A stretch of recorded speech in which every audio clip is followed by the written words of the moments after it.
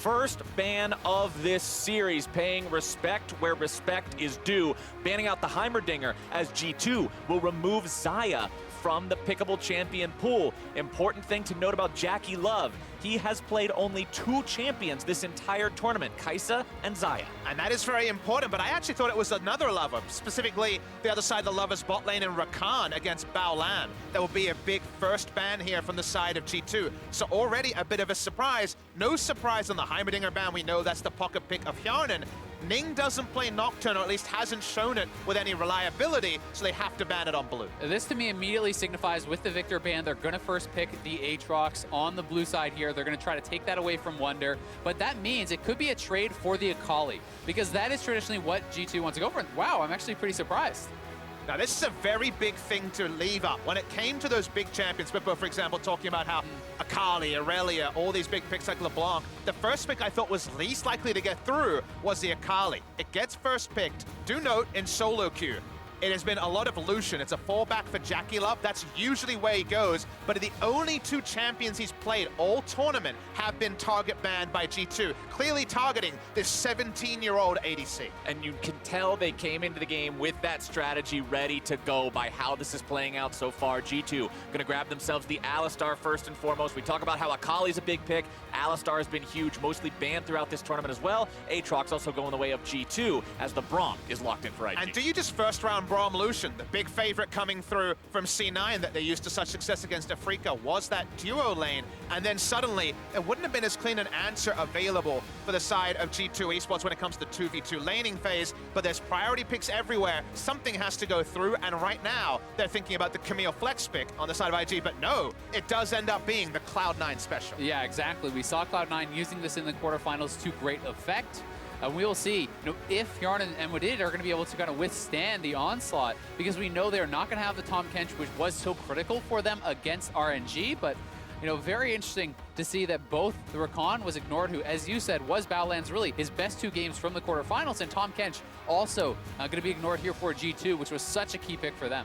And as we get into the second part of the bans, note that G2 has banned out the Camille that IG was thinking of. And since G2 already went ahead and took out Jackie's big 2 champs, they may go ahead and do the same thing to Ning now as well. And I've been very interested to see that approach. So far, they turned up the fire on JackeyLove. He defaults to the Lucian. They would have expected that based on LPL play and his recent solo queue trends. And then you have Ning, whose effective champion pool has also been really criticized and scrutinized very frequently. The Camille was one of his big picks. The Xin Zhao is the other one. So far, no Xin Zhao ban on either side. But I think we could see G2 just taking the Xin as their next pick Agreed. here. So you ban one away, you try to push him over onto the Zac perhaps, and that could be very interesting.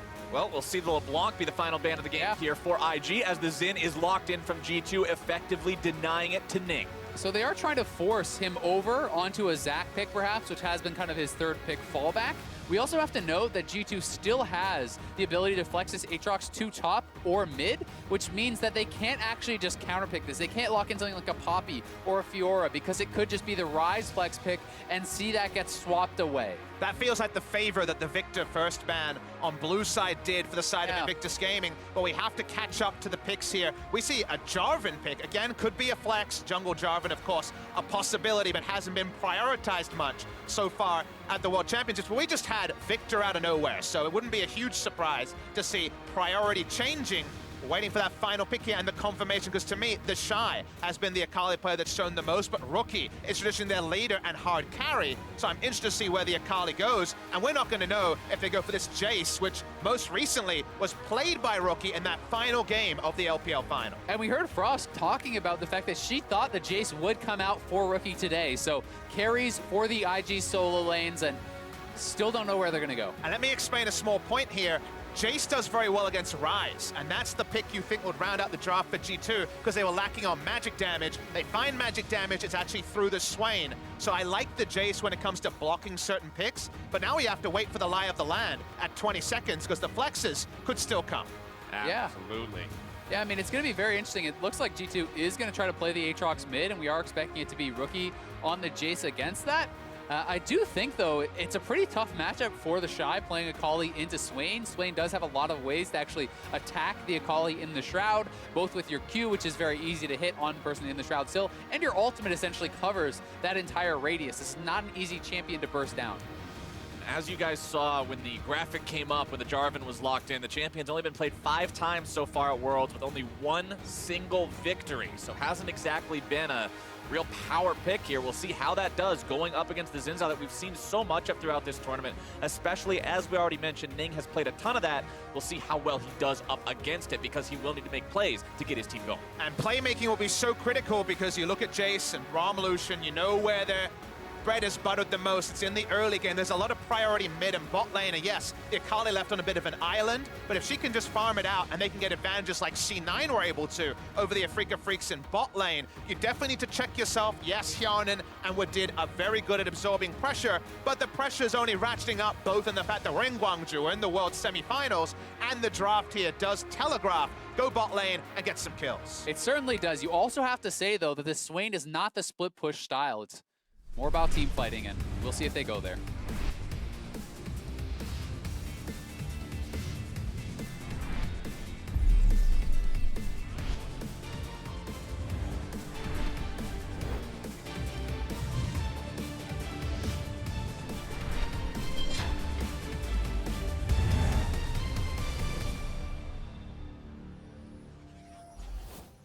Battle lines are drawn, champions are out onto the Rift, and it's 5 games, or potentially as low as 3 that stand between one of these two teams and a trip to the final match of Worlds 2018. Let's see how they play it out here at the level 1. See JackeyLove has eyes on Wadid there, but not going to get much more than a single auto attack off. And we got an answer to a question very early in this draft of how would IG approach fighting fire with fire or trying to change the battlefield. They went the fire route, which of course is a very good sign for an exciting best of 5 here. They went for the early Akali. We've seen it from the TheShy. We know Rookie can play it. The Jayce also was flexible. So it seems like we're going pound for pound, which is exactly what you want because there's the potential for a lot of styling in terms of the solo lanes, especially in this game. It's going to be really interesting, though, because you do feel like while Aatrox can split push, if PerkZ doesn't get way ahead, this feels like a team fighting comp from G2, and that is not where they have had their success. No. When you think about, Game 3, G2 versus RNG, they went for a team fight style. That game went very poorly for them. Yes, Wunder can get a side lane advantage, but generally you then, on Swain, take that side lane advantage to the fights, to the objectives, where you try to get that work done.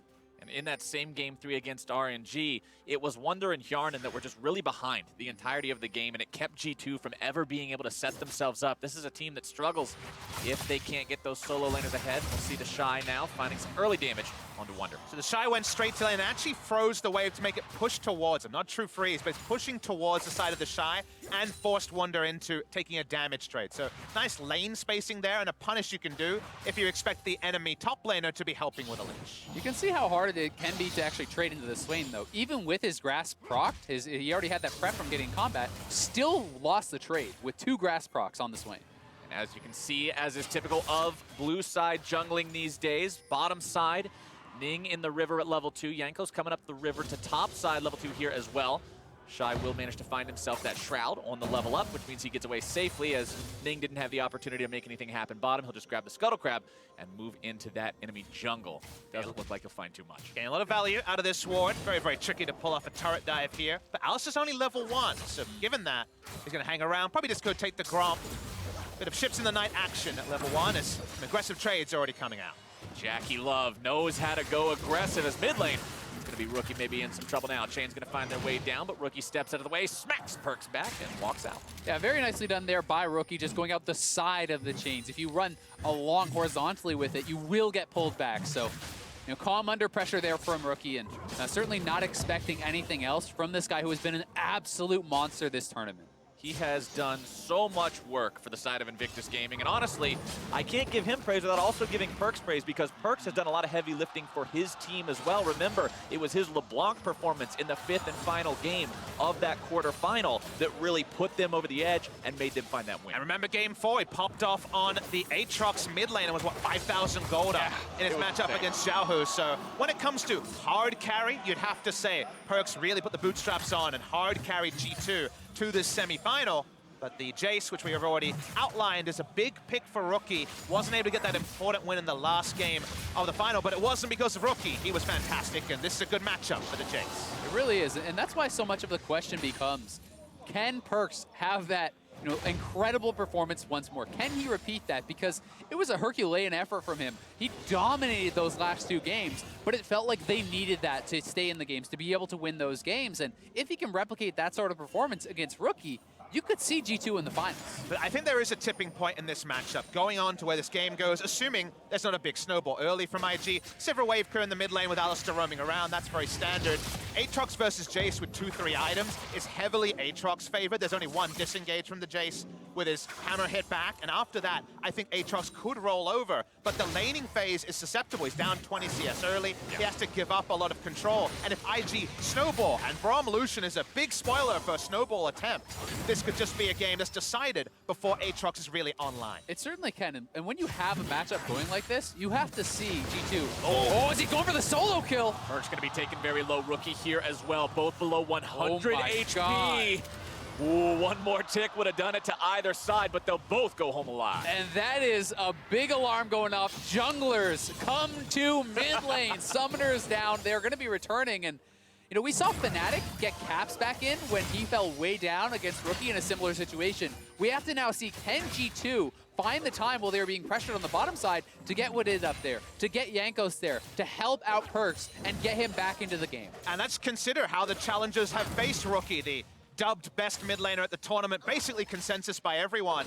Most people have just been going into negating matchups. Think of Yukal, who was so good in group stages, and he was jumping on to Urgot mid lane duty, building magic resist as fast as possible to try to negate Rookie's impact. Yep. This is a skill matchup that is pretty beneficial to the side of Rookie, and it's pretty one-sided, honestly, in the early game. So this is definitely PerkZ taking a risk. Both teams know that. And speaking of both teams knowing, the junglers are hovering on the bot side. Ning going in, looking to find some damage onto Jankos here. Recognizing the fact that he's got the level advantage means the fight's going to go his way. Jankos down to about half HP, but he'll still be able to clear the jungle rather easily. Both junglers heading away from the bottom side now as TheShy looking to find himself a solo kill here in the top lane onto Wunder, who pops the ultimate, heals himself up there a little bit, forcing TheShy back away. Wunder still hanging around on this one. The demonic ascension yet to trigger the explosion.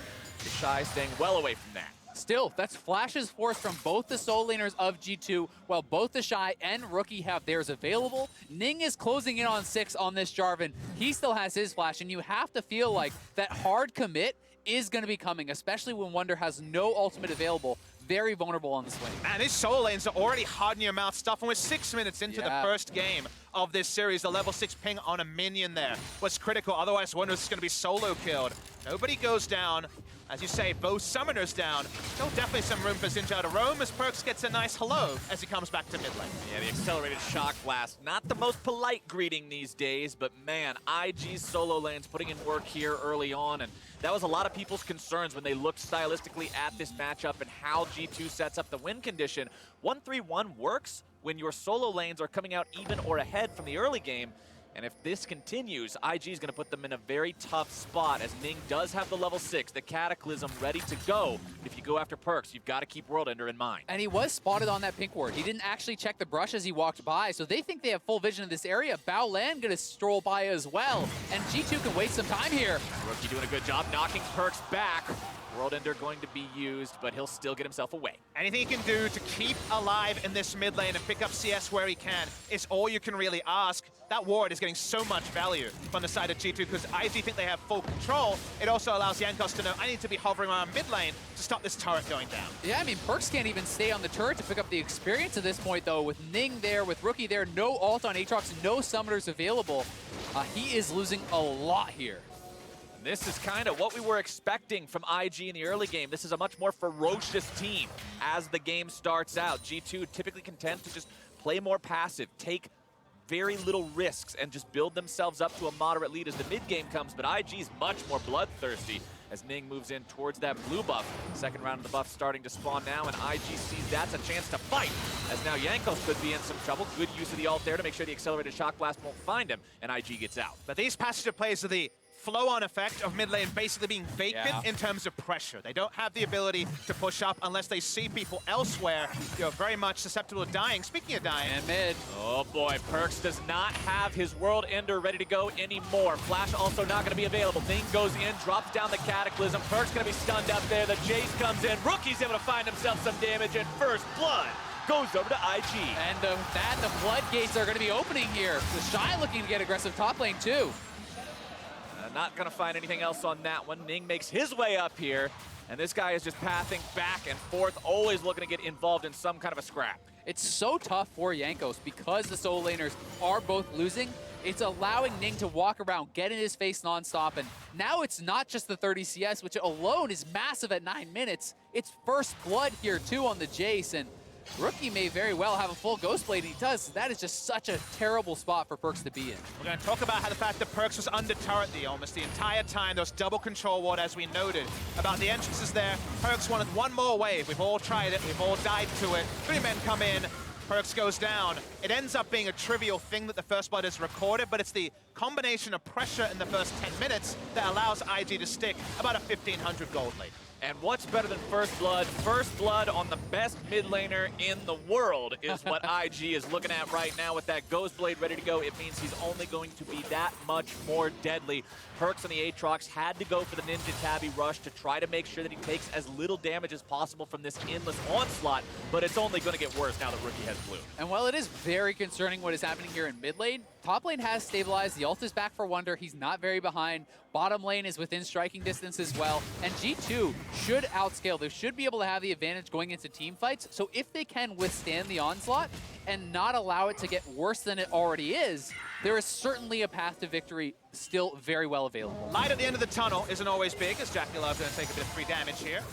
And not too much. Still going to be a little bit over half as Jankos makes his way down into the bottom lane, seeing if maybe there's a fight to be had. But Ning's also going to be showing up here now, too. Could be a big 3 versus 3. Baolan going in. Ning's able to find the knock up onto Hjärnan. Might be in some trouble here. Going to be headbutted backwards. Able to find the Cataclysm down to all 3 now as Ning's going to be dropped first. And G2 gets everybody out. It's 1 for 0. Really big that Jankos able to get into the brush unexplored and thus able to pick up the first kill. It's turned on to Ning instantly. Communication advantage as they knew that they would have the ability to cleanly turn on to 1 while IG went in. Rookie sniffs around but won't find anything. Nice little counterpoint as top lane is going better for TheShy than we first might have thought. Yeah, definitely so. I mean, he's traded so aggressively. The ult's forced out again, and he still has his ultimate available. So TheShy is finding a way to win this matchup that, I have certainly heard people talk about as a very tough one to win. TheShy is having a heyday in the top lane, completely taken over up here, and this is tragedy so far here in the early game for G2. Despite the fact that they got the kill on the bottom side, it's those 2 solo laners that are so critical that are falling behind now, as Wadid makes himself available here in the mid lane to help PerkZ out a little bit. We'll get the flash out from Rookie. And the thing we have to remember is they sacked mid lane pressure to get the Swain matchup, to get a preferential matchup somewhere. They ended up going with Wunder. They end up focusing on the Swain. So the moment you see those plays come through, you do get concerned as a G2 fan, even if bot lane is a happy moment. Did thinking about the Hex Flash over the wall. Tries to win onto Jackie. Won't be able to find everything. He's looking for Ning in the bottom side, trying to force down this tier 1 turret. They won't quite be able to find it, but they will force Hjärnan back. TheShy goes into the smoke. Now going to be ganked by Wunder. Gets himself away for now, and uses the ult to make sure the escape is clean. At the very least, that pressure there from Jankos means that the ultimate is down from Akali. Much less chance of him being able to actually get the solo kill now on Wunder, but they are bleeding damage on these turrets. The bottom lane turret is already down. Mid lane turret is at about 1/3 HP here as well. And G2 certainly looking like they're in danger. It's evolved into 3 losing lanes and also this jungle control on the side of IG, which is not the plan they went in with. We said 2 preferential lanes in mid and bot lane, but top lane evolving has put G2 in a worrying state.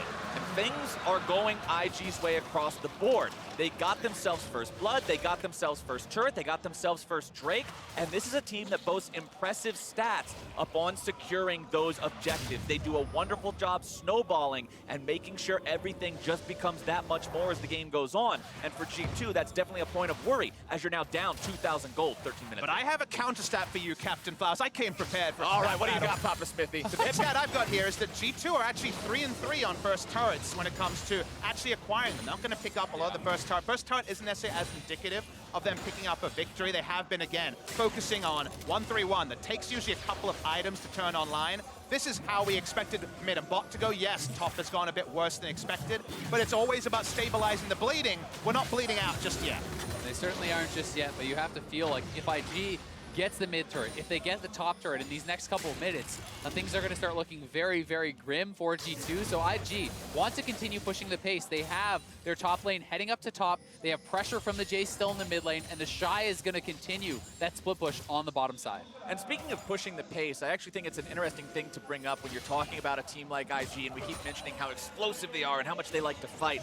This was a team that averaged very fast game times, the fastest of all teams during groups at 27 minutes and 53 seconds, but during quarters, they slowed it down, averaging 35 minutes and 10 seconds, pretty much 7 minutes slower, and they became the slowest average time for the quarterfinal matchups. And one of those reasons certainly was KT being able to dictate the pace of some of those games, KT absorbing some of their pressure so incredibly well. And it'll be interesting to see if G2 is able to do the same, because if they are, you know, then the composition really does start to come online.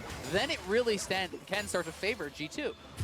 Let's see if IG can find themselves anything here. Hjärnan popping the ulti, making sure they disengage that one as soon as they see IG prowling around, but it seems like IG always has that foot on the accelerator, just tapping it, if nothing else, looking for another play to make. I mean, it's got the big item finishes, Captain Flowers. Hextech Gunblade versus not much on the side of Swain. The Yomas was done earlier. The one-item power spikes are either incomplete from G2 or outclassed by what IG is able to get early, which just accentuates the accelerator that IG is able to place. And all G2 can do is scream and go in a different direction until they get that scaling online.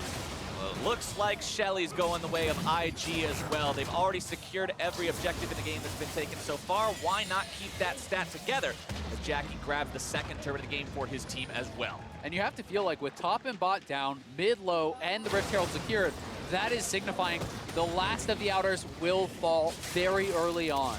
And we are at 15 minutes with, you know, that is the reality that G2 is facing here. All it's going to take is Ning to walk up and drop that Rift Herald. If G2 is not there and interrupting that or 5-man defending that, the turret is going to be gone. Meanwhile, Jackie keeps farming up in the top side. 25 advantage in terms of his farm over what's been collected by Hjärnan so far. Again, G2 isn't a team that primarily plays around the bottom lane. A lot of times you will expect Hjärnan and Wadid to just take the loss there on the bottom side, be out-farmed. We saw that happen a lot in this series versus RNG, but the troubling issue is it's also happening elsewhere. Yeah. IG just seems to be winning across the map.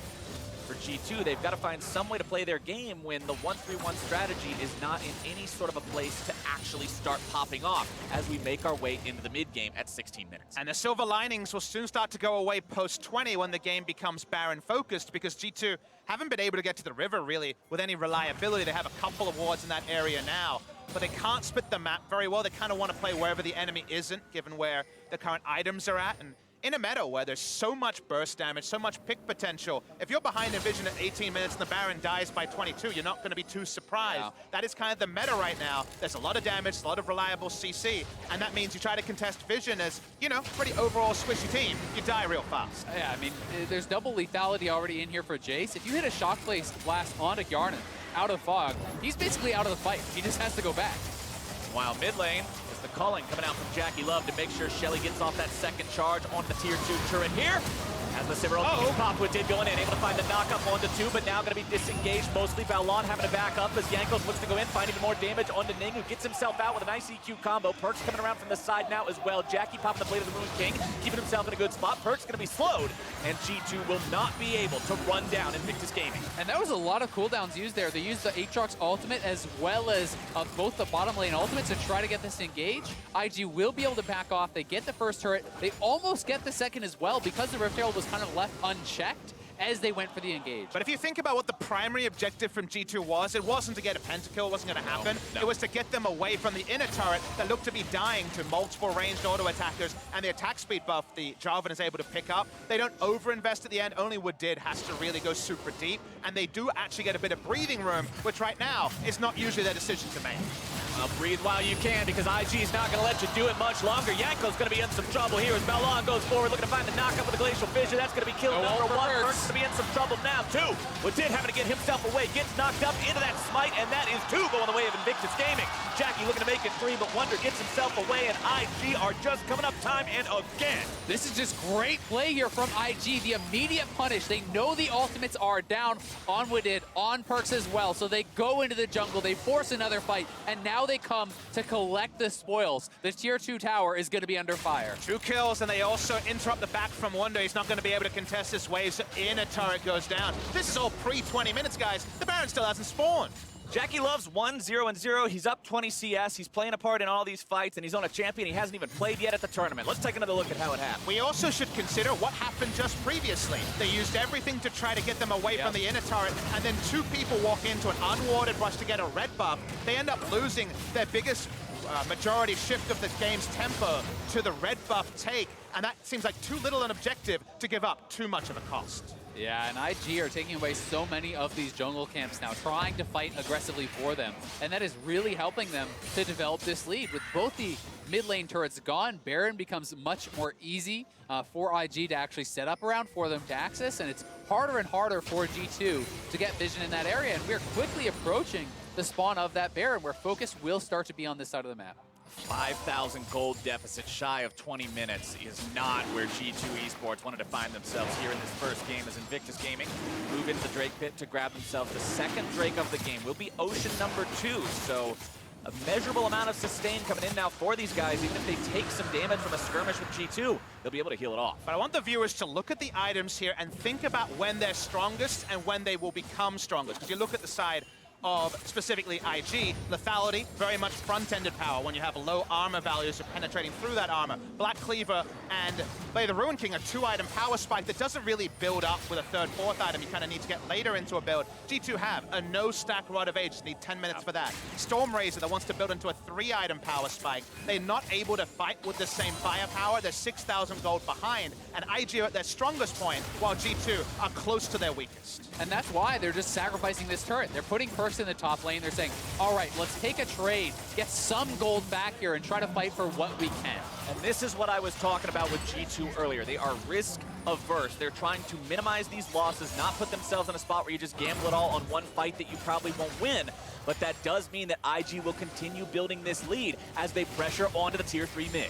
I can think of a risk-averse region that's not represented in semifinals, and that's Korea. So risk-averse has been a style that's very difficult to pilot, and with how much of a lead IG already have, you might just be watching on as the Nexus explodes. And they're pushing towards this base with no Baron. This is not a typical play. Usually you see a team want to go for Baron before you go for this. TheShy going to be taking some damage now. Ning on the front line, barely getting himself away. Nice disengage from Baolan as PerkZ goes forward. World Ender activated, so he's not really afraid of dying. But that's going to be a big ultimate expended there by G2. IG decided to back themselves away with their jungler low. Yeah, and Jankos without his ultimate as well. I mean, IG is just enforcing their will upon G2. They're forcing them to look for that engage. They're saying, well, you're just going to lose the turret. Jayce and JackeyLove, this Lucian, they're sieging so aggressively because they have the power, because they're grouped up at the proper time. And that's about the timing there, Azael, is that because it's early, the Jayce is an oppressive siege machine that can walk up, and we're not talking about 1-3-1s at all from the side of IG. It's just pure siege, something that we've seen sparingly in the World Championship. Much more 1-3-1 and team fight. IG, they fall back, they control the map, and the items only get sweeter for Rookie. It's Duskblade for Rookie, and it's Oblivion Orb plus Sorcerer's Shoe for TheShy. This is so much flat penetration on these high damage carries against a team that, as you guys mentioned, you got a 2-stack Rod of Ages. You got half of a Sterix Gauge. You've got no defense whatsoever on the bottom laners, and G2 will melt to this damage. You've got control wards in a dream about contesting the Baron. Captain Flowers, that's control honestly... wards in a dream and a mana crystal. It doesn't help you get more damage, but they certainly need to keep this Baron alive. If it goes down, you can just see the Nexus going down very, very promptly. Afterwards, looking at the total damage dealt, seems like Rookie in this Aatrox matchup. Again, it's a skill matchup later. Early game is just a ranged champion wailing away on a melee champion, and to the tune of 5 times the damage dealt. Let's see if this fight actually turns into a whole lot here in the G2 jungle. Hjärnan and Jankos both took the brunt of that accelerated shot blast from Rookie, who is not afraid of anything right now. He says, PerkZ, you can jump forward. Let me show you how to jump. And now what we're seeing is IG invading the jungle, getting full vision control. They're going to bounce between top and mid lane and just make it so G2 has no access to even get that vision over by the Baron. And this gets so difficult now for G2 to check into this area, knowing that the assassins could be waiting there. And look at that shock blast. That's one shock blast, and Hjärnan basically has to go back to base. The pressing problem also is they don't even get the mid lane minion wave. They can't get to Raptors. Their income is whatever IG damn please them to pass over. And you get suffocating moments like this where even between inner and inhibitor turrets, IG do roam. Ning doing a good job stepping out of the way of those chains, prioritizing, walking to the side, and he's so tanky on the Jarvan, he doesn't really care. He knows that there's enough damage already on his team. He's gone for the full tank build with the Nice Bow and the Cinder Hulk. Also has a stopwatch in case he gets the one who jumped on, as now Hjärnan is going to be in some trouble, gets himself dunked into the back line, goes Ning, goes into the stasis right now. JackeyLove grabbed the first kill, as IG will push even further in. They do lose Ning, but they're still continuing to look to make those plays. PerkZ is in World Ender, gonna go into Resurrection. Wunder trying to find the damage on the Demonic Ascension, but he won't be able to get really anyone. Baolan over the wall, could be in some trouble. Instead, it's gonna be a killing spree for JackeyLove, and IG win yet another fight. They're diving the inhibitor turrets at 24 minutes here. The minion wave already set up. It's another turret going the way of IG. All 6 have now been cracked. Regular season IG meets World Semifinals, and World Semifinals are found wanting. They continue to dive. They continue to ramp up the game. G2, they just need time, but that time is not going to be allowed by IG. IG has not missed a beat this game. No. They got ahead, they stayed ahead, and they did it because of plays like this. And it's all about where it is. It's between inner and inhibitor turret. Hjärnan almost ends up straight up cold. He would have died to the entire channel if not for any interrupt. Stasis available so Ning can reset, and IG just want blood. Yeah, and you had to think that this was maybe a chance for G2 to turn something around, diving that deep. But IG too strong, too far ahead. The use of the Shroud here for Akali, and Baolan jumping over to protect him. As soon as the Demonic Ascension is down, JackeyLove just dashes to the side and takes down Wunder. There's no real way for them to retaliate this far behind. The only person on IG that has even died is Ning. Yep. Because he knows that on this comp, he is the meatball. And that's his entire purpose, as he just continues stacking those tank itemizations as the rest of the team just masses damage. You just have to engage. There's more than enough follow-up here. Speaking of engage, he sets Jackie up for a rampage, and IG is now set up for a mid-lane push. It's tier 3 turret under siege. They'll knock that one down, no problem whatsoever. Inhibitor will fall next, as 4 members of G2 now wonder, how in the hell are we gonna hold this here at the Nexus turrets? Jackie going forward, looking to find a couple shots there, getting that damage. Shy's on the front line, it's gonna be damage coming down on the PerkZ now here as well. Baolan throws up the shield, Shy looking to find damage on the back line too. PerkZ in the front line won't be able to do much of anything, goes into Resurrection immediately. Turret falls, 1 left standing, as now Wunder's gonna be the target. Goes into stasis to buy a couple of extra seconds, has to get himself away. Shy still looking to make something happen. It's 2 seconds of burn and free spawn, but G2's already losing everyone else. Wadid's gonna be brought very low. They try to go back in and find the counterattack, but Jankos can't quite do it. It's a double kill over to Rookie, but Wunder gets the shutdown onto him.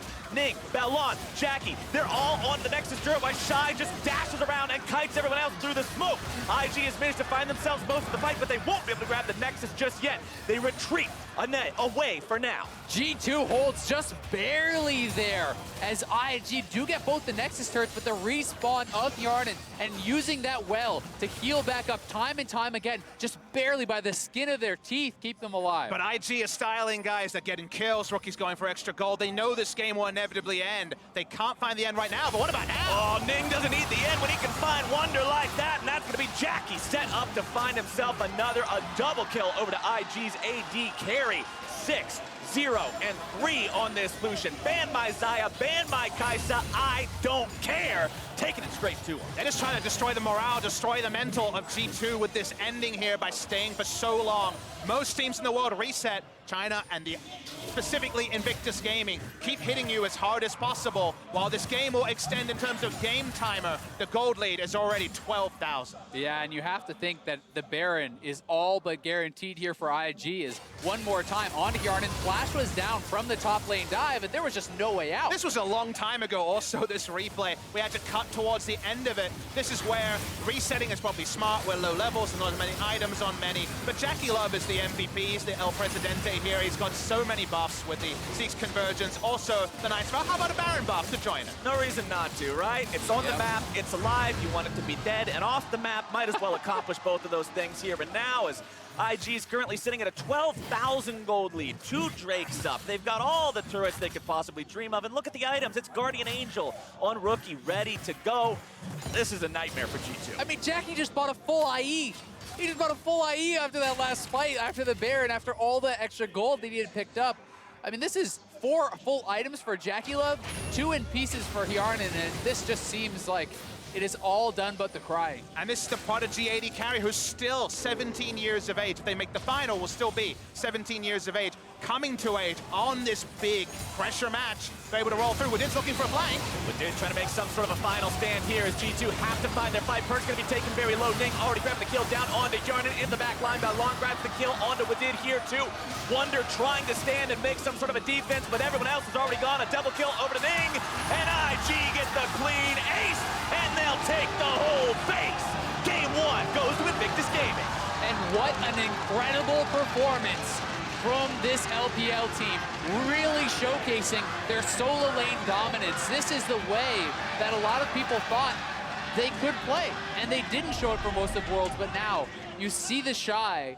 He is counterpicked. He is the one that has to go into this 5th pick Swain, and he is the one dictating the pace of the game. He is dominating that and turning it into this pressure point for his team and making it 3 losing lanes for G2. And I think that last point is the most important thing. Definitely a statement game for IG, but the part where if you're the coaching staff of G2, you go back to the draft and say, we left the Aatrox as a flex, let's get a big lead somewhere else and kind of sack Aatrox in a bad matchup against the Jayce early. The payoff of the Swain was not the right payoff, so maybe this is the sort of thing where you just leave it in one side and say, let's fix the draft, and maybe it'll be more competitive in game number 2. Well, IG are off to just about the best start they could hope for here in this semifinal, but to hear more about how they did it in game 1, let's send it over to the State Farm Analyst Desk.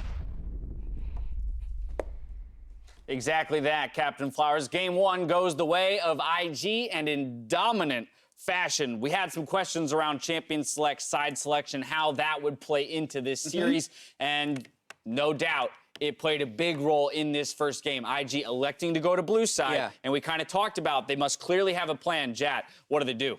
They were really bold, actually, and the fact that they banned away the Victor Aatrox counter pick to almost, like, dare the Aatrox pick, and they didn't even take it, right? They first pick Akali instead, which had been the flex pick that G2, I think, had most utilized throughout most of this tournament. So they got that, and then they still had that Jayce, which we talked about in the pre-show. When would it come out for Rookie? And this was a perfect time. Yeah, I think that's the awesome thing when you've had a couple of days to prepare this draft here, and you know there are pocket picks like Jayce, even though you haven't need to show it so far. The fact you can then for a semifinal save it until this very point into an Aatrox, because basically what they did, as Jad said, with the Victor ban, they said you now should ban Aatrox. But if you ban Aatrox, we first pick Akali, and you don't get anything. G2 ended up just saying we ban Kai'Sa, a little bit of a waste ban in a sense. Trade. And then you get the Aatrox for Akali trade, which normally would be pretty okay for most teams, but with the Jayce, obviously, it ends up going heavily IG favor, and I think that was really cool.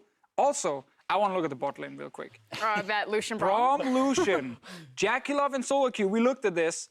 Lucian, all the way down. I think when he saw this with 280 carries banned, he was like, awesome. I want to play Lucian. Didn't want to play them anyway. And he gets it. He was insane.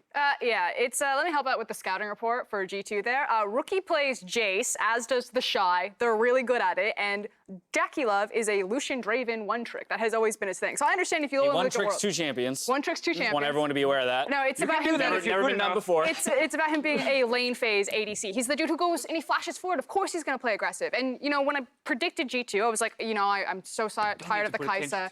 I'm so tired of the Sion. This is the Invictus Gaming that I wanted to see. I wanted to see them play early. They've decided to throw down the gauntlet, and now all bets are off. Everything is out the window. It's about time the dude who's flashing forward in team fights picks a champion like Lucian so he can just do the same thing in the lane phase. And this draft put together by Invictus Gaming benefited them extraordinarily in the early game. Yeah, and it plays off the strengths of the players. Rookie has had the most dominant lane phase of any player at the World Championship. It again happens this game, but the rest of the map had it too. Bot lane was up CS, top lane was up CS.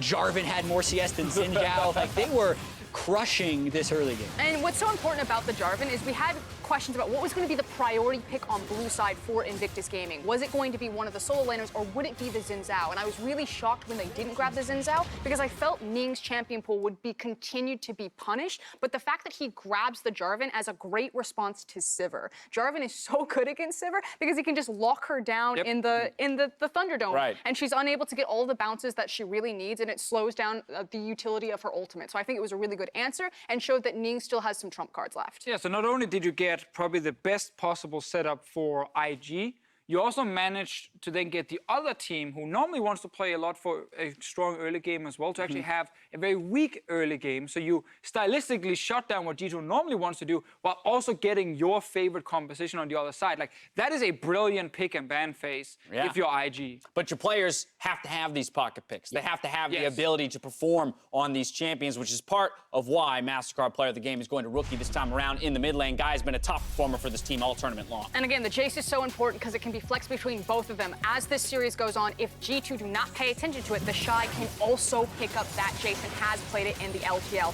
Normally, when you see the Jarvan, it means the Galio is going to come across. But with Rookie grabbing his signature Jayce, it means that they can flex around G2, and they force G2 to reveal their hand before IG does. So they got counter pick on blue side. So what's next for G2?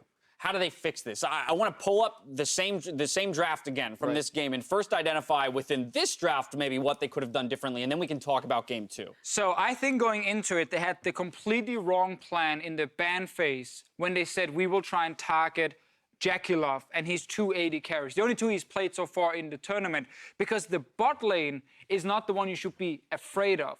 I think giving away first pick Akali is a giant risk already and forces you to kind of draft around it the entire time. But then also after banning these 80 carries, still feeling the need to protect your bot lane by early picking Alistar to allow a Sivir pick for Hjärnan, it's too many things invested in the first phase towards the bot side, and you still ended up losing lane hard because of Braum Lucian. Do we have side select? G2 just chose red side. That's interesting. I think they skip at least the Kai'Sa ban. So what this tells me is, yes, they changed their ban phase, but so much of what has made G2 successful has been the ability to play around the power picks of this meta. I feel like that's Akali, that's Aatrox, that's Aurelia, that's LeBlanc. Okay. Aurelia and LeBlanc were phase 2 bans here. If they were planning on power picking and outplaying, I think they'd be blue side, because then they'd flex. This tells me they may have practiced better counter picks. Like, they're going to say, okay, Akali topside. What do we have to actually counterpick that left? Because IG came into this game and they said, we have a new Aatrox counterpick, and it's Jayce, right? What new counterpick can G2 pull out? Because I think that's the only way they win. I think because of Lucian being shown, they can drop the 80 carry bans completely. They might just go in and say Akali ban, more power Aatrox picks? ban, Urgot ban, like these kind of things. Because right now, at least take the Braum and not the Alistar. That's the thing. Especially if you're going to play Sivir, there's no reason to take the Alistar, because it's just to protect her because she can't play against Alistar. I just think it's that not good enough. I understand that, like, the spell shield and the headbutt, and like it can be obnoxious, but I also think that Baolan, while he has shown up on Alistar, is a really good Braum player. And if you deny the Braum, you then make it so much more impactful for the Sivir boomerangs. You know what I mean? Like, if she's trying to boomerang into just the take Unbreakable. the Braum. Right. Take the Braum. They might be able to buy themselves some real estate in the bans by dropping these 80 carries after seeing the Lucian, but really it sounds like we want them to move away from this bot focus in the draft. It's not how you've been winning your games in the tournament so far. Go back to what's been working. Completely agree there, and I also think red side is the riskier choice for G2. Like, they were winning blue side against RNG, and now with the way side select works, if they lose this game, they'd never get a blue side chance, because then they can have to play red side again in game 3 if that's what IG wants. If they do protect bot lane again in draft, make sure you're not getting a losing 2v2 lane at least, because then you've failed. That's why the Braum pick is more important. Maybe taking a risk here, sticking on the red side. We'll see how G2 bounces back for game 2 after this commercial break.